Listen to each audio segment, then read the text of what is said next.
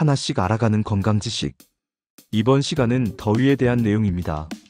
정확히는 더위 먹었을 때에 대한 내용이죠. 먼저 많은 분이 헷갈려 하시는 그냥 더운 것과 더위 먹은 것의 결정적인 차이부터 명확하게 짚고 넘어가면, 뜨거운 햇볕 아래서 땀을 흘리거나 에어컨 없는 방에서 잠시 답답함을 느끼는 건 당연히 그냥 더운 상태입니다. 이건 우리 몸이 외부 온도에 반응해서 자연스럽게 땀을 흘려 체온을 조절하려는 건강한 신호라고 할 수 있죠.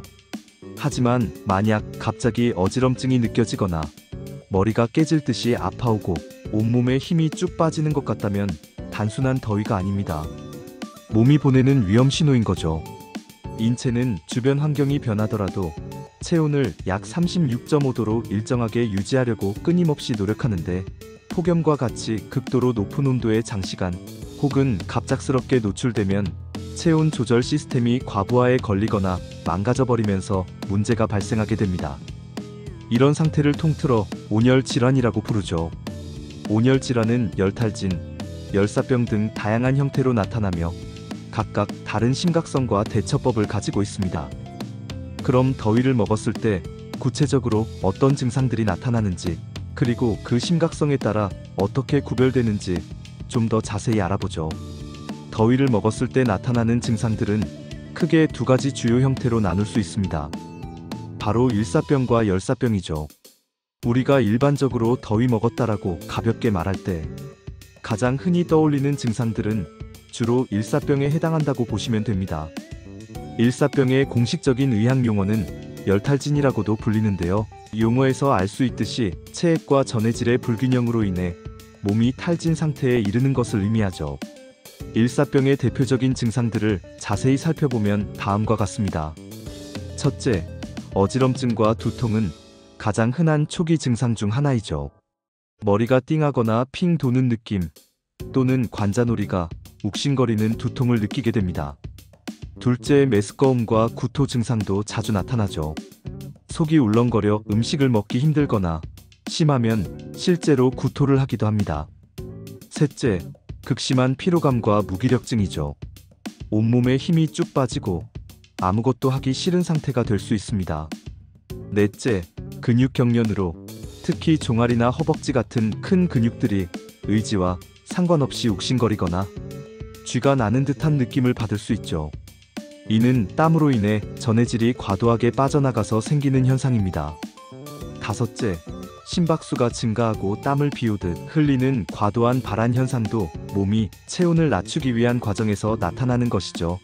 마지막으로 식욕 부진은 물론이고 소화불량 같은 위장장애도 동반될 수 있습니다. 하지만 열사병은 일사병과는 차원이 다른, 훨씬 더 심각하고 생명을 위협할 수 있는 응급 상황이죠. 열사병은 인체의 핵심 체온 조절 능력이 완전히 망가져버린 상태를 의미하기 때문입니다. 열사병의 주요 증상들을 살펴보면, 첫째, 체온이 40도 이상으로 치솟는 고열이 나타나죠. 단순히 미열이 아니라 매우 높은 체온을 보이는 것이 특징입니다. 둘째, 의식혼미나 의식상실이 발생할 수 있는데, 환자가 사람을 알아보지 못하거나 질문에 제대로 대답하지 못하고 심하면 완전히 의식을 잃고 쓰러지기도 하죠. 셋째, 중추신경계의 기능 이상으로 인해 발작이나 경련이 나타납니다. 넷째, 심한 경우 급성 신부전이나 간 기능 부전과 같은 치명적인 합병증을 유발할 수 있죠. 뇌 손상이 발생할 수도 있고요. 다섯째, 피부가 뜨겁고 건조해질 수 있습니다. 일사병과는 다르게 땀을 전혀 흘리지 않거나 아주 적게 흘리는 경우도 있는데, 이는 체온 조절 중추가 마비되었기 때문이죠. 열사병은 단순히 더운 게 아니라 뇌와 주요 장기에 치명적인 손상을 입힐 수 있는 응급질환이니 절대로 가볍게 여겨서는 안 되며 즉각적인 응급처치가 필요합니다. 그렇다면 더위를 먹었을 때, 특히 비교적 덜 심각한 일사병 증상이 나타났을 때 어떻게 대처해야 할까요? 가장 먼저 해야 할 일은 모든 활동을 즉시 중단하고 시원한 곳으로 이동하는 것입니다. 하던 일을 멈추고 그늘진 곳이나 시원한 실내로 신속하게 대피해야 하죠. 이것만으로도 체온을 낮추는 데 큰 도움이 됩니다. 다음으로 체온을 적극적으로 낮춰줘야죠. 젖은 수건이나 차가운 물수건을 이용해서 피부를 닦아주거나 몸에 미지근한 물을 뿌린 후 선풍기 바람을 쐬어 증발을 통해 체온을 떨어뜨리는 방법을 사용할 수 있습니다. 특히 목, 겨드랑이, 사타구니처럼 큰 혈관이 지나가는 부위에 냉찜질을 해주면 더욱 효과적으로 열을 내릴 수 있죠. 몸에 꽉 끼는 옷은 느슨하게 풀어주거나 벗어서 몸을 편안하게 하는 게 좋습니다.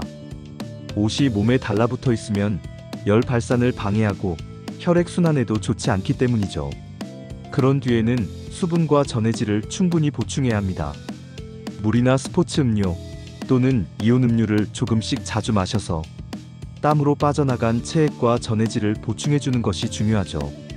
이때 설탕이 너무 많이 들어간 음료나 카페인 음료는 피하는 것이 좋습니다. 마지막으로 충분한 휴식을 취해야 하죠.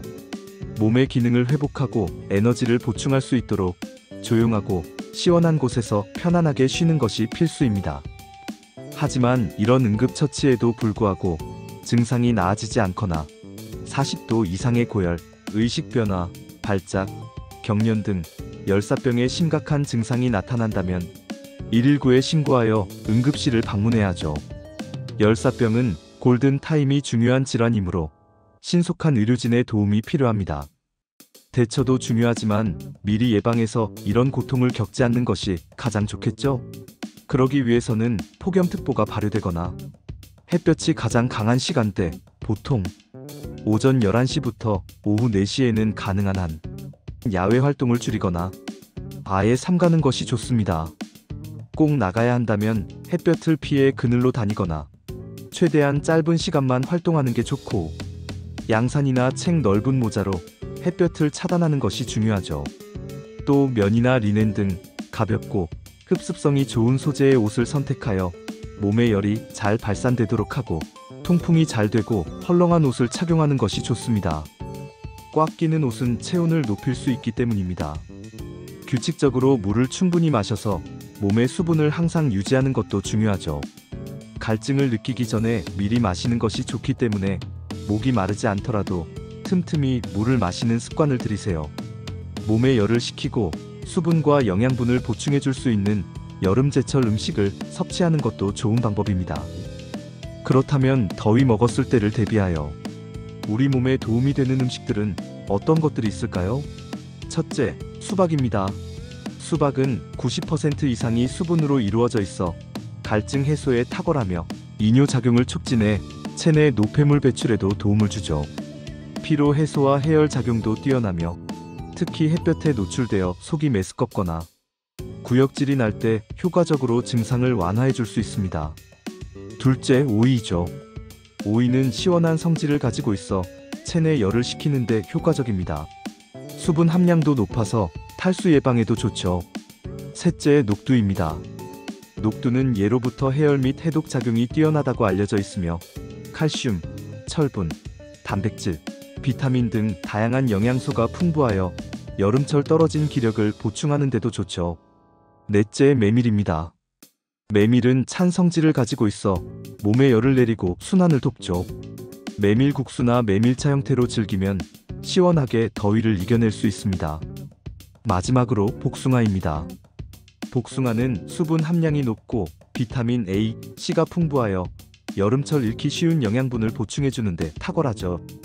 특히 라이코펜 성분은 면역력 강화에도 도움을 주어 여름철 질병 예방에도 기여할 수 있습니다. 하나씩 알아가는 건강 지식. 이번 시간은 여기까지입니다. 영상 내용이 유익했다면 구독과 좋아요 부탁드려요.